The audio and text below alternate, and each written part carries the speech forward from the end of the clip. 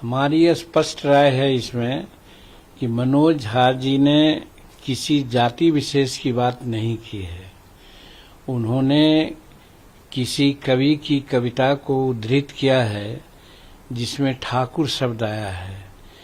मन में भी ठाकुर है, आप में भी ठाकुर है, सब में ठाकुर व्याप्त है। हम में, तुम में, खड़क हम में, जहाँ देखो वहाँ राम है। इस तरह की बात आई है। उसी तर्ज पर इसको भी लिखा गया है कि हर के दिल में ठाकुर बसता है। तो ठाकुर का मतलब दृश्य शक्ति है, अलौकिक शक्ति है, उसके बारे में उन्होंने बात की है। कोई जाति विशेष की बात नहीं की है।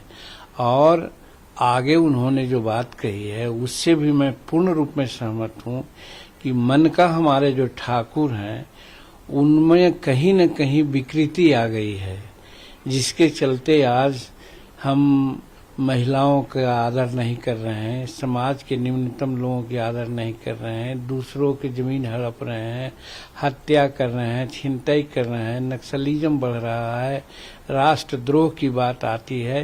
ये सारे बात आती है तब कि जब मन का ठाकुर है वो गड़बड़ हो जाते हैं तब। तो उस मन के ठाकुर की बात उन्होंने की है, न कि जाति विशेष की बात की है। अब रही बात कि इसको लेकर के जाति विशेष के लोग आगे बढ़े हैं, तो मैं तो समझता हूं कि उनका पॉलिटिकल स्टंट है। वो polarisation of the certain caste की ओर जा रहे हैं, चूंकि चुनाव आ रहा है। तो भाई राजनीति उनको करनी है, राजनीति हो जाना है तो चाहे वो जो कर लें। लेकिन मेरा पर्सनल व्यू है कि मनोज झा ने कोई गलती नहीं कहा है। वो किसी कवि के कविता को उद्धृत किया है और यही कहा है कि मन के ठाकुर हमारे विकृत हो गए हैं, जिसके चलते आज इतने प्रकार की समस्याएं आ रही है। महिलाओं के प्रति सम्मान हमारा नहीं है, अन्य लोगों के प्रति सम्मान नहीं है, सहिष्णुता समाप्त हो गई है, राष्ट्र का प्रेम भी हम कहीं न कहीं दूसरे रूप में देख रहे हैं। तो वो ठाकुर गड़बड़ा गया है, उस ठाकुर को ठीक करना चाहिए, ये उनका कहना है। इसका मतलब ये नहीं कि जिस ठाकुर जाति विशेष की बात कही गई है उसमें कतई कभी नहीं उनका कहने का इरादा है, और शायद वो इसको स्पष्ट भी कर रहे हैं। तो इसको लेकर के सर्टेन समाज के लोगों को आगे बवाल मचाना उचित नहीं है। और अगर मचाते हैं तो मेरे कहने का मतलब कि वो राजनीति कर रहे हैं और इसी बहाने अपने जात को पोलराइज करना चाहते हैं। तो भाई वो कुछ भी कर लें, वो फ्री हैं। लेकिन मनोज झा ने जो कहा उसमें हम नहीं समझते हैं, व्यक्तिगत मैं कहता हूं कि कोई गलती उन्होंने नहीं कही है। लेकिन सर उन्हीं के गठबंधन के लोग हैं, जदयू हैं या बाकी जो इंडिया ब्लॉक के लोग हैं, उनके भी नेता इस तरह की आपत्तिजनक टीका टिप्पणी कर रहे हैं और वो कह रहे हैं कि जो देखिए, जाकी रही भावना जैसी प्रभु मूरत देखी तीन तैसी। आपकी भावना जैसे रहेगी, आपका माइंड सेट जैसा रहेगा वैसी न सोचिएगा।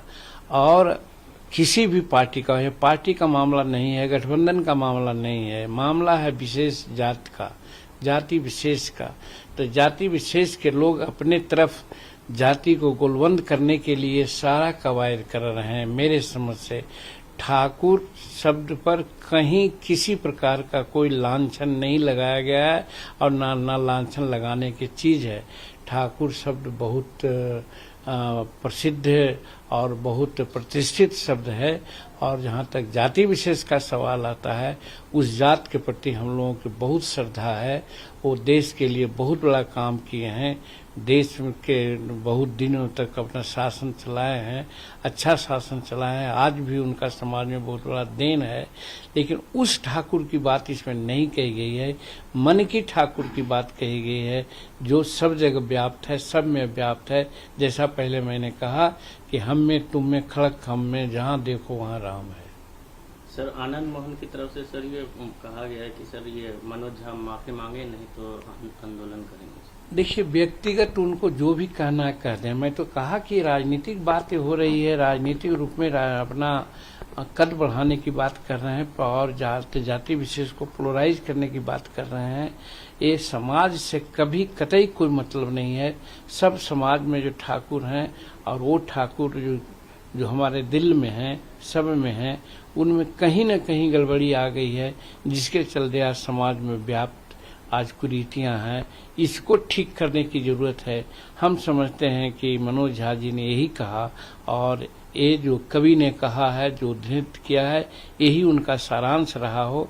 इसलिए इस चीज पर बवाल मचाना मेरे समझ से उचित नहीं है। ऐसे व्यक्तिगत चाहे जो लोग कर लें, वो अपने आप फ्री हैं।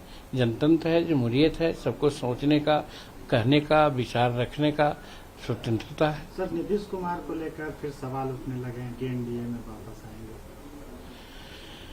देखिए, हमारे लालू प्रसाद यादव जी ने ही नीतीश बाबू को कहा है पलटू राम, और कई एक बार उन्होंने पलटी मार करके मुख्यमंत्री के पद पर बैठे हुए हैं।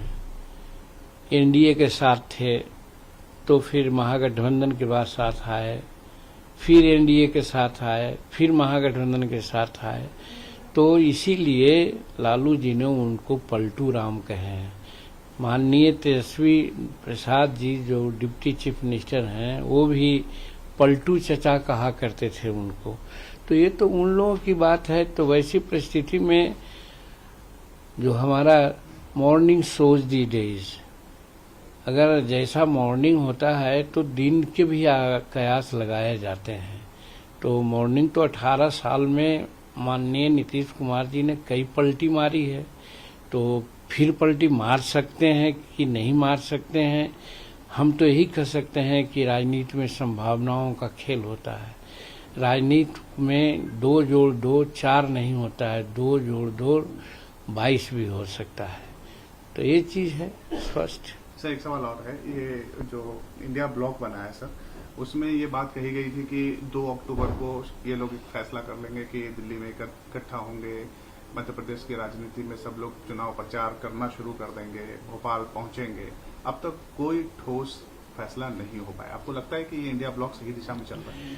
देखिए, हमारी जो छोटी सोच है, उस सोच से चूंकि हम बहुत बड़े राजनीतिक नहीं है, बहुत बड़े अनुभव नहीं है, लेकिन पटना में जब बैठक हुई थी तो, या बेंगलुरु में जो बैठक हुई तो, या मुंबई में जो बैठक हुई तो, या दिल्ली में जो बैठक हुई तो, सभी बैठकों में एक से एक नकारात्मक भूमिका जहां तक घमंडिया गठबंधन का है आते रहा। और शुरू से हमारी ये दिमाग में बात बनती रही कि नीतीश कुमार जी पीएम कैंडिडेट या पीएम मटेरियल अपने को बनाना चाहते हैं कि लोग कहे, वो फेल कंसिडरेबली होते रहे। लालू जी ने साफ कह दिया था पटना में ही कि राहुल जी आप शादी कीजिए, विवाह कीजिए, हम लोग बारात जाएंगे। इस इशारा को समझना चाहिए उनको, लेकिन वो बेंगलुरु का उन्होंने उम्मीद रखा। बेंगलुरु में जब ये बात न बनी तो पहले भाग के चले आए। मुंबई में भी देखा कि वो कोऑर्डिनेशन कमेटी की बात आई, तो जिस कोऑर्डिनेशन कमेटी को हेड ही होना चाहते थे, वहाँ कई एक आदमियों का कमेटी बना दी गई, जिसमें इनके भी कुछ लोग हैं, लेकिन इनको एक सुलेमनली नहीं बनाया गया। तो ये सारी बातें ऐसी है कि जो घमंडिया गठबंधन है वो कांच के शीशा के तरह दरक गया है, और कांच का शीशा जब दरक जाता है तो एक साथ नहीं होता है। चाहे ममता जी की बात हो, चाहे केजरीवाल साहब का बात हो, या राहुल जी की बात हो, सब कोई अपने अपने रास्ते पर हैं। यूनाइट होने की बात नहीं है। एक चीज है, क्यों हो ना ऐसा क्यों? क्योंकि उन लोगों का सिर्फ और सिर्फ है कि सत्ता प्राप्त करें, इसके लिए वो लोग ऐसा कर रहे हैं। और यहाँ एनडीए में है कि हम किस प्रकार से देश को संसार के मानचित्र पर लावें, किस प्रकार से विज्ञान में हम प्रगति करके चंद्रमा पर जाएं, सूर्य का अध्ययन हम लोग करें, किस प्रकार से महिला बिल को 56 इंच चौड़ा दिखला करके पास कराने का उन्होंने काम किया, और जो प्रक्रियात्मक बातें हैं उसको पूरा कर करके इस बिल को इंट्रोड्यूस भी करने का मादा नरेंद्र मोदी जी में भी है। हमारा आर्थिक परिस्थितियां जो हम 12-14 नंबर में थे संसार में, आज हम 5वां नंबर में आ गए हैं, और 24 जाते जाते, जैसा कि प्रधानमंत्री जी का दावा है कि संसार के तीसरी आर्थिक शक्तियों में हम गिने जाएंगे। ये सारी बात ऐसी है जिसके लिए नरेंद्र मोदी जी अब एनडीए के लोग लड़ रहे हैं, लेकिन इन लोग उसकी लड़ाई नहीं लड़ रहे हैं। कि महंगाई है, फलना है, चिलना है, ये सब नहीं। सिर्फ और सिर्फ कौन प्राइम मिनिस्टर का कैंडिडेट होगा, ये लड़ाई है। तो हम समझते हैं कि इन लोगों का मुद्दा ही गलत है और इसी के लिए ये लोग दरक गए हैं, टूट गए हैं। तो हम नहीं समझते हैं कि 2 अक्टूबर हो चाहे और कहीं आगे का कोई डेट हो, इसमें कोई सफलीभूत होंगे, ऐसा हमको नहीं लगता है। जाइए। नमस्कार, मैं हूं मानक गुप्ता। अगर आपको हमारा ये वीडियो पसंद आया हो तो इसे लाइक और शेयर जरूर करें और हाँ, हमें सब्सक्राइब और फॉलो करना ना भूलें ताकि आप देश और दुनिया की कोई खबर मिस ना करें। तो जुड़े रहिए हमारे साथ और देखते रहिए न्यूज़ 24।